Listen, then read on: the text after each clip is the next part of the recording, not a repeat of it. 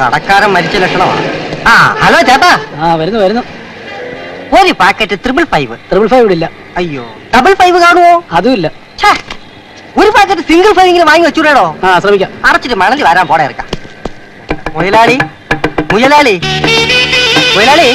555 ഈ നാട്ടിലും കിട്ടുമെന്ന് തോന്നുന്നില്ല.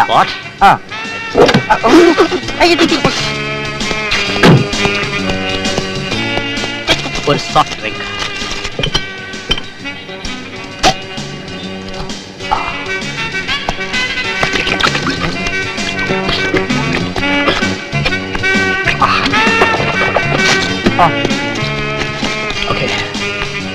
ചില്ലറയില്ല. ബാക്കി താരെടുത്തോ.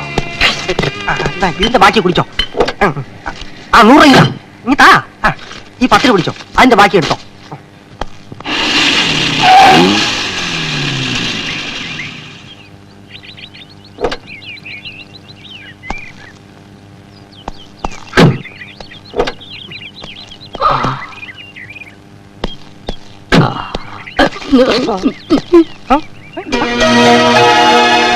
Police station. ചതിച്ചോ എന്റെ ഈശ്വര. മുതലാളി ഇത്രയും കാലം ലോക്കപ്പിലായിരുന്നു താമസിച്ചിരുന്നത്. പിന്നെ വാടക വീടെന്ന് പറഞ്ഞതോ? ഓ മനസ്സിലായി. വലിയ വലിയ കള്ളന്മാരൊക്കെ ജയിലിന് തറവാടെന്ന് പറയുന്ന പോലെ മുതലാളി പോലീസ് സ്റ്റേഷന് വാടക വീടെന്ന് പറഞ്ഞായിരിക്കില്ലേ? രാഷ്ട്രീയക്കാരനെ പോലെ ആൾക്കാരെ വഹിക്കാൻ വായിട്ട് അലയ്ക്കാതെ വണ്ടി കയറിയിടാ. നീ ഒരു ഡ്രൈവറാണ്. ഞാൻ പോയിട്ട് പോന്നേക്കാം. മാസത്തിൽ ഒരിക്കൽ ചെന്ന് ഒപ്പിട്ട് കൊടുക്കണമായിരിക്കും. കള്ളൻ പോയിട്ട് വരട്ടെ.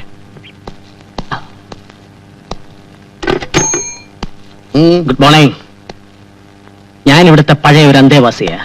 ഏതാ സെക്ഷൻ? മോഷണോ പിടിച്ചോറിയോ? അയ്യോ, അന്തേവാസി എന്ന് പറഞ്ഞത് ഈ വീട്ടിൽ മുമ്പ് താമസിച്ചിരുന്ന വാടകക്കാരൻ എന്ന നിലയിലാണ്. ഓ മനസ്സിലായി. ഡ്രൈവർ ഓമനക്കുട്ടൻ. അതെ. ഡ്രൈവർ പണി മതിയാക്കി താനെന്താ സർക്കസിൽ ചേർന്നോ? എന്താ സാർ അങ്ങനെ ചോദിച്ചത്? ഞാൻ അഭ്യാസമൊന്നും കാണിച്ചില്ലല്ലോ. ഈ ബഫൂൺ വേഷം കണ്ടിട്ട് ചോദിച്ചതാ. താൻ അഭ്യാസിയാണെന്ന് എനിക്കറിയാം. നിന്ന നിൽപ്പി മുങ്ങുന്ന അഭ്യാസി. അയ്യോ, ഞാൻ മുങ്ങിയതല്ല, വിഴുങ്ങാൻ പോയതാ. വിഴുങ്ങാനോ? അതെ, ഹൈദരാബാദിൽ ആസ്മയ്ക്കുള്ള ഒരു മീൻ വിഴുങ്ങാൻ പോയതാ. ആസ്മ മാറണമെങ്കിൽ മീൻ മാത്രം വിഴുങ്ങിയാൽ പോരായിരുന്നു ഓമനക്കുട്ട.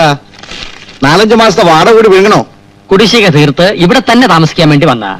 ഓമനക്കുട്ട, താൻ ആദ്യം ആ വീട്ടുടമസ്ഥന്റെ കുടിശ്ശിക മുഴുവൻ തീർത്തുകൊട്. ഇവിടെ താമസിക്കുന്ന കാര്യം ഒരു 5 കൊല്ലം കഴിഞ്ഞിട്ട് ചിന്തിച്ചാ മതി. 5 കൊല്ലോ? 5 years? സർക്കാർ കാര്യമല്ലേ. പുതിയ പോലീസ് സ്റ്റേഷന്റെ പണിയൊക്കെ എപ്പോഴാ തീരുകയെന്നൊന്നും പറയാൻ പറ്റില്ല. ഇരിക്കട്ടെ, ഒന്നും എടുക്കണ്ട, 2 എടുക്കണ്ട. ഇവന്റെ സാധന സാമഗ്രിയില്ലേ? ഒരു മുട്ടത്തലം പ്രതിമ എല്ലായിടത്തും പോകാൻ പറ.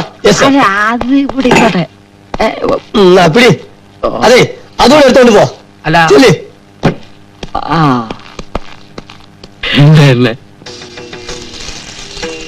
ഇനി ആശ മാത്രമേ ഉള്ളൂ ഞങ്ങൾക്കൊരാശ്രയം. ആ പ്രതിമ എങ്ങനെയെങ്കിലും തിരിച്ചെടുക്കണം. ഒഴിവാക്കിയ ബാധയെ തിരിച്ചെടുക്കാനാണോ ഭാവം? എനിക്കൊന്നും മനസ്സിലാകുന്നില്ല. മനഃപൂർവ്വം അപകടങ്ങൾ ക്ഷണിച്ചു വരുത്തിയാണോ? അല്ലെങ്കിൽ അതിനേക്കാൾ കൂടുതൽ അപകടങ്ങൾ ഉണ്ടാവും. ആശാൻ ഒന്ന് നോക്കണം. പറയാനുള്ളത് ഞാൻ പറഞ്ഞു. ഇനി നിങ്ങളുടെ ഇഷ്ടം.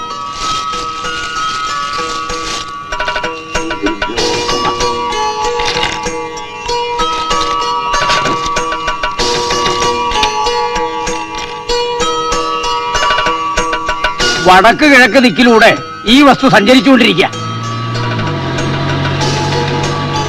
വടക്ക് കിഴക്കെന്നൊക്കെ പറഞ്ഞാ ഞാനത് എവിടെ പോയി കണ്ടുപിടിക്കാനാ? അത് തിരിച്ച് കൈവരാനുള്ള മാർഗം എന്തെങ്കിലും പറഞ്ഞത് ആശാനെ?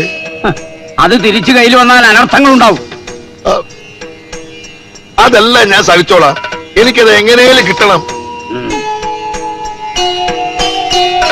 എങ്കിൽ നാളെ ചൊവ്വാങ്കോട്ട ദേവീ ക്ഷേത്രത്തിൽ ചെല്ലുക. ക്ഷേത്രകുളത്തിൽ മുങ്ങിക്കുളിക്കുക. എല്ലാത്തിനും നിവൃത്തി ഉണ്ടാവും. ദേവി അനുഗ്രഹിക്കട്ടെ. ഗോപാല, ഇത് പ്രേതബാധയുള്ള പ്രതിമയാണെന്നാണ് പറയുന്നത്. ഞാനത് വിശ്വസിച്ചിട്ടില്ല. എങ്കിലും ഇതിന് കൂടെ നടക്കുന്ന അത്ര ബുദ്ധിയല്ല. ഇത് ഉപേക്ഷിക്കാൻ പറ്റിയ സ്ഥലത്ത് എവിടെങ്കിലും വണ്ടി ഒന്ന് നിർത്തുക. കൊക്കയോ പുഴയോ അങ്ങനെ എവിടെങ്കിലും. എനിക്കറിയാൻ പാടില്ല എന്ന് ചോദിക്കുക. അറിയാൻ പാടില്ലാത്തത് ചോദിക്കണ്ട. അറിയാവുന്ന ചോദിക്കാലോ. ചോദിക്കാം. മുതലാളിക്ക് എന്താ ഇടപാട്? മന്ത്രവാദോ അതോ കള്ളക്കടത്തോ? എന്തായാലും എന്റെ അടുത്ത് തുറന്നു പറയാം. മുതലാളിയുടെ ജീവൻ കയ്യിൽ പിടിച്ചിരിക്കുന്ന എന്റെ അടുത്ത് എന്തിനാ ഈ സസ്പെൻസ്?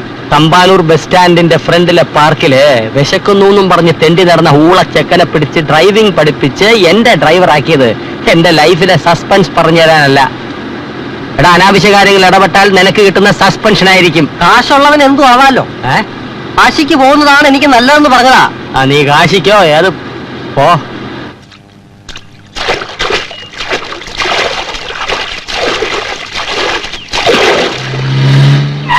അയ്യോ, കൊക്കയോ പുഴയോ എന്താന്ന് അറിയില്ല, പക്ഷെ വെള്ളമുണ്ട്. ആ മൊട്ട തലയെടുത്ത് പുഴയിലോട്ട് തള്ളി മുതലാളി.